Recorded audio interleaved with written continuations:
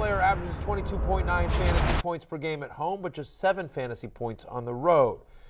He has had 4 games this season with 10 or more targets and a touchdown this season, which is most in the NFL. We're inviting the audience to play along with us at home. Yes, and if you know the answer, just blurt it out. Yeah, wherever you are. If blurt you're it on a out. train, just say the guy's name really loudly. Like, tied for 6th in red zone targets this season. He's the 4th overall pick in the 2015 NFL draft, and it is Amari Cooper. That's right. Amari Cooper is the answer to this answer. So what are we doing with Amari Cooper? I think you're starting him this week, right? Let's be clear, right?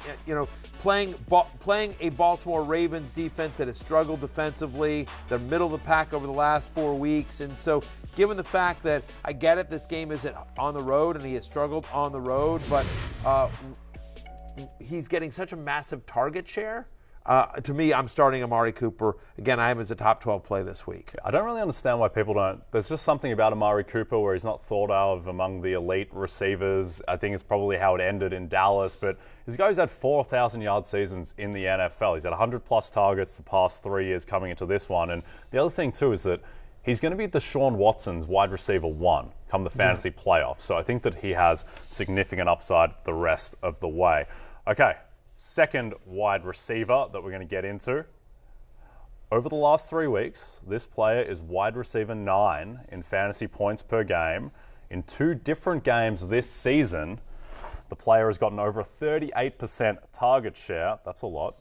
And this season, this wide receiver is averaging more fantasy points per game than Mike Evans, Deebo Samuel, and CeeDee Lamb.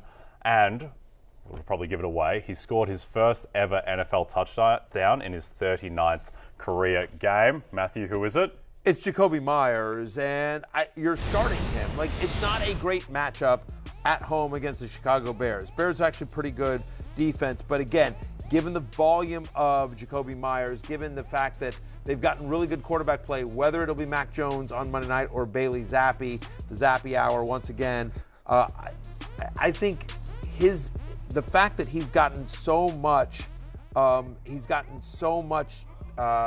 many looks, again, a 38% target share in 2 different games this year. Like, he's producing, he's getting a ton of looks, and they've been more productive in their passing attack than I think they have. He's gotten a lot more.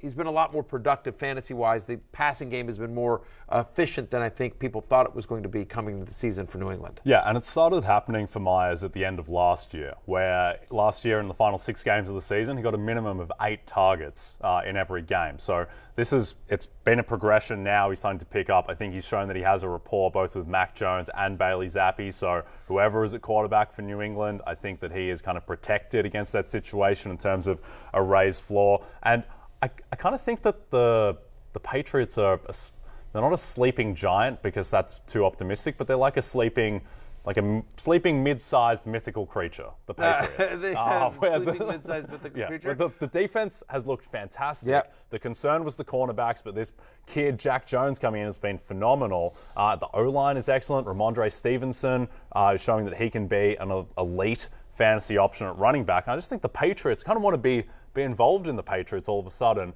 where they look like they were going to be a disaster at the start of the season. They're playing good defense, they're running the ball, and now they're getting enough production out of their passing game that you're like, you can't just load up the box. And so, yeah, what do you know? Bill Belichick can coach football, turns out. Like, why do we doubt Bill? The Buffalo Bills are running away with the division, but, given the injuries at the quarterback, feels like the Dolphins are, coming back to earth a little bit here. And so, I think I agree with you. I think the Patriots are kind of a sleeping, mid-sized, mythical creature. And I do like Jacoby Myers as a high-end flex this week. He comes in at 26 for me in my Week 7 wide receiver ranks. Bill Belichick's 100-1 to win Coach of the Year on BetMGM. Look, I don't think he's going to win because there's Nick Sirianni and the 2 and he never coaches. wins. The award. There's almost never a year, especially during that run, where Belichick shouldn't have won it. I mean, Belichick was so good, but he's a victim of his own success. Yep. People expect Belichick to be good.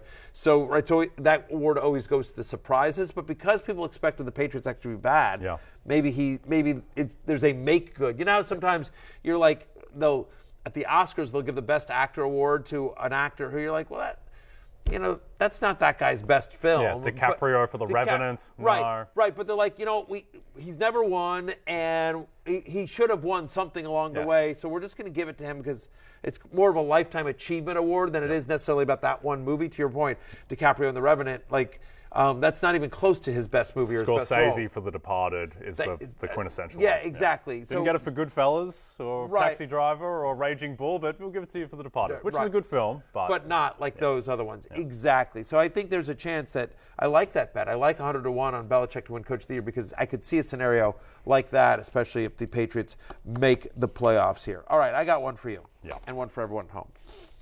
33% of this player's total fantasy points this season came last week. In week 6, 33%.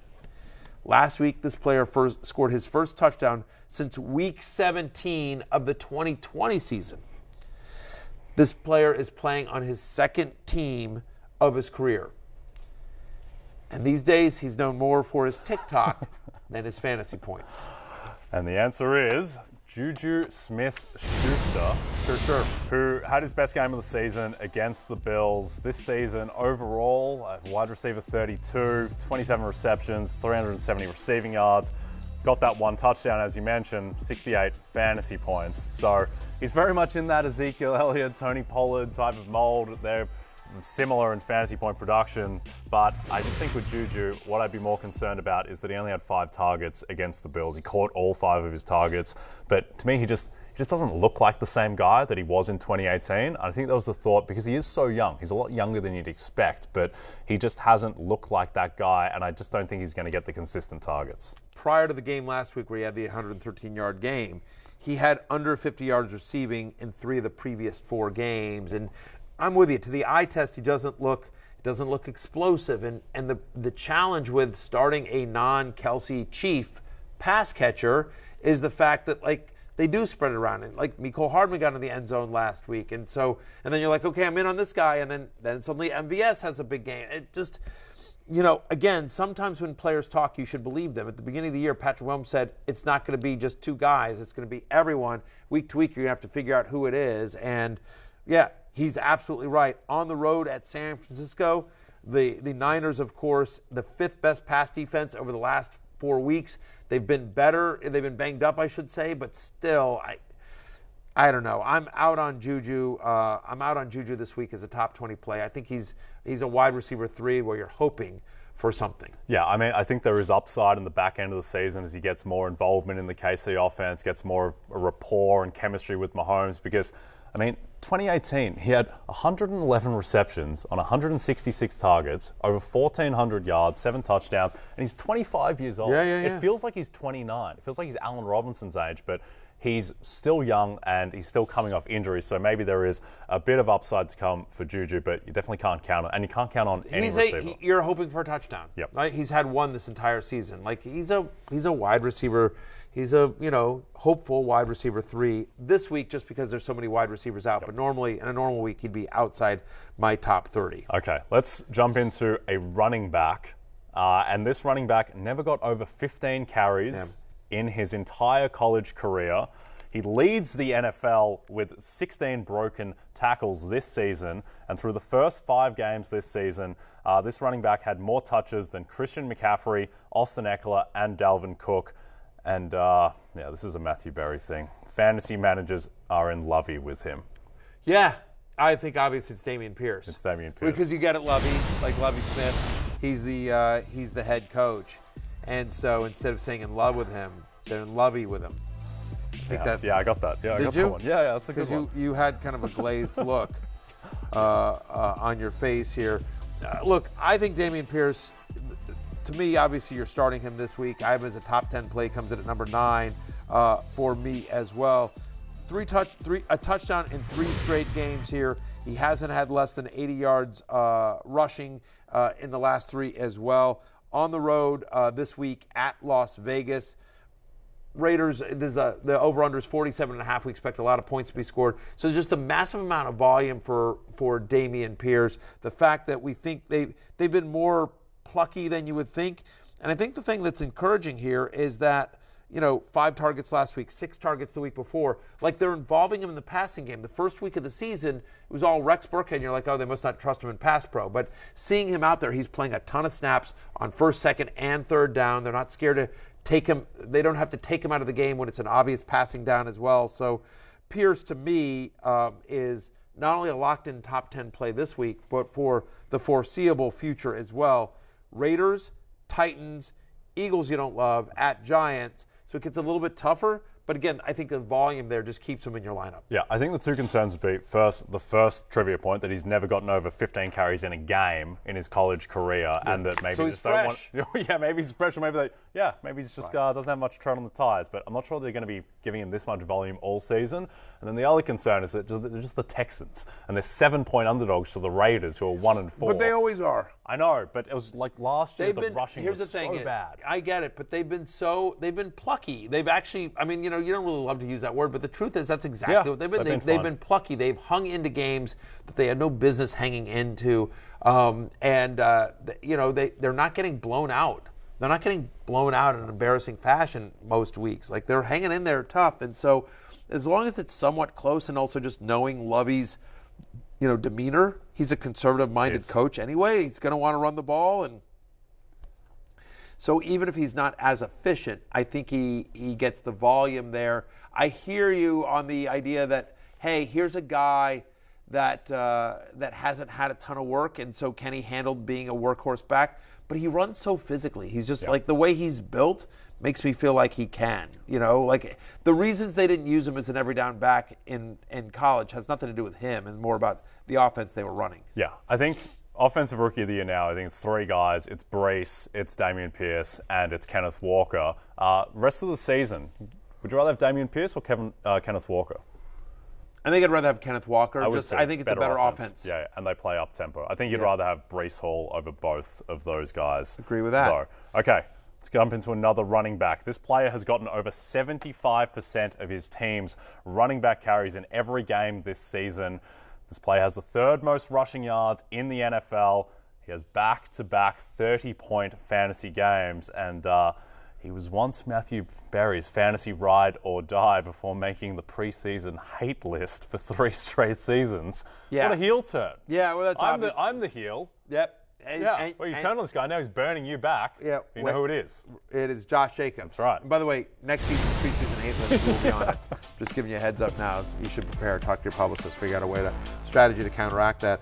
The thing on Josh Jacobs, though, is that the concern for him was coming into the season, would the volume be there? Would the passing down work be there? We didn't expect that to be the case, and the fact of the matter is it has been. He's been the 7th best running back in fantasy so far on a points per game basis here. As you see the numbers on your screen, almost 500 rushing yards. He's got the 3 rushing touchdowns. He's being involved in the passing game as well with the 17 receptions through 5 games. Obviously, they had the bye in week 6, and so given the amount of volume that he's getting the 3-down work that he is, the passing game usage as well, and then this game script, where, as you mentioned, Raiders are a touchdown favorite at home against a Texans team that is bottom 3 in the NFL in rush defense over the last 4 weeks. Yeah, it feels like this is a big Josh Jacobs game once again. I like a team that's come off of the bye. Like, Raiders have had 2 weeks to prepare for this Texans team. So Josh Jacobs should be fresh and ready to go. Again, have him as he's my running back 6 this week. Yeah, I think rest of the season, his outlook, like right now in BetMGM, he's the 3rd favorite in the NFL to lead the league in rushing yards. He's plus 700. That's where he's at. And running back is just so grim. It's such a grim, desolate landscape. Yeah. The guy with the 5th most rushing yards in the NFL right now is Lamar Jackson. Don't know if you know, he's a quarterback. 4th is Miles Sanders. I'm writing that down. Yeah, Lamar, write it down. Yeah, he's going to get paid like a quarterback as well. I just think that Jacobs, I would project him to be a top 5 fantasy running back going forward. I don't think there's too many guys who are clearly in front of him. I think Saquon is definitely Eckler too, and McCaffrey if he maybe sticks around, but I think Jacobs is right up in that mix. All right, let's close out with a tight end. Okay. Your favorite position. Sure. On the football field. Obviously, yeah. So last week, this player finished with a season-high 27.3% target share. Also last week, this player set a franchise record for receptions in a single game for his position. He finished as tight end 4 in the 2020 season, and this past offseason, his quarterback went on ayahuasca trips, which I chickened out of in my younger years while I was in Peru and Bolivia. Who's this man? Matthew Berry? I believe this is the ayahuasca is what gave it away. Yeah. So I'm going to say this is Big Bob Tunyon for the Green Bay Packers as well. And so Tunyon obviously coming off the monster game last week as well. And so we've seen this before. You know, as you mentioned, this is a guy who was a top 5 fantasy tight end 2 years ago in 2020. He comes in as a borderline tight end 10 for me because he's playing the Commanders, who, again, as we've talked about, struggle defensively, struggle in the middle of the field. They give up a ton of points here. Washington is, has struggled. While they played better defensively recently, they're still no one that you have to worry about here. And so off of the big game, and given sort of like what a wasteland tight end is, once you get past the elite guys, you're just like, okay, who's got the best shot at scoring a touchdown? And based on last week and based on Aaron Rodgers being angry after 2 straight losses, I think both guys get on the right track against my terrible Commanders and win this game. Yep. And Rodgers just has a big game going up, and uses Tunyon as part of that. Yeah, I think it's a fantasy-friendly schedule in a way coming up where they're big favorites against Washington, expect that they'll be throwing relatively with ease there. And then at Buffalo, where right now Aaron Rodgers, the look-ahead line on that, Aaron Rodgers is an 8.5-point underdog. In Josh Buffalo. Allen, wow. Yeah, again, on Sunday Night Football. It's just crazy to think Aaron Rodgers, who was the MVP last year on a 1 seed, is now an 8.5-point dog to Josh Allen. But at the same time, how can you be confident backing the Packers? You in definitely that game? can't. After the Bills, they play the Lions, as you mentioned, and they're home to Dallas. So 3 straight good matchups. The Bills have a very good defense, but again, we think game script works in the Packers' favor here. If ever there was a week for the Packers offense to get on track, and Aaron Rodgers specifically to get on track, I think it's this week against my Commanders. And so again, he's a touchdown dependent tight end, but I think he's got a better shot than most given the matchup, his quarterback, and what happened last week. Hey, it's Matthew Berry from NBC Sports and RotoWorld.com. Just want to thank you so much for watching what you just watched, or at least being too lazy to click out of it after the autoplay just kept it going. So either way, thank you so much for just letting it scroll by your screen. And now I'd like to ask you respectfully, please subscribe to the NFL on NBC YouTube channel for the latest NFL news, fantasy headlines from RotoWorld, and betting analysis from NBC Sports Edge.